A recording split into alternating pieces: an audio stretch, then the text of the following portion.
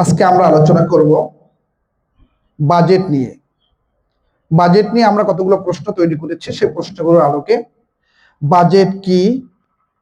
বাংলাদেশের বাজেট কিভাবে তৈরি হয়, আমাদের দেশের বাজেটের মূল উৎস কি, এক নজরে বাংলাদেশের বাজেট, 2026 অর্থ বছরে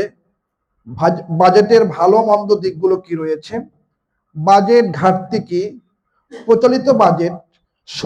বাজেটে শরিয়া বিরোধী কি কি বিষয় রয়েছে, এই প্রশ্নগুলো রয়েছে। পাশাপাশি ইসলামী অর্থ ব্যবস্থায় বাজেট কেমন হবে, ইসলামী অর্থ ব্যবস্থার বাজেটের সাথে প্রচলিত বাজেটের পার্থক্য কি, ইসলামী অর্থ ব্যবস্থায় বাজেটের উৎস কি হবে, ইসলামী অর্থ ব্যবস্থায় ট্যাক্স নির্ধারণ করা বৈধ কিনা, করলে সেটা কিভাবে করতে হবে, ইসলামী বাজেট বাস্তবায়নের জন্য সবচেয়ে বড় চ্যালেঞ্জ কি,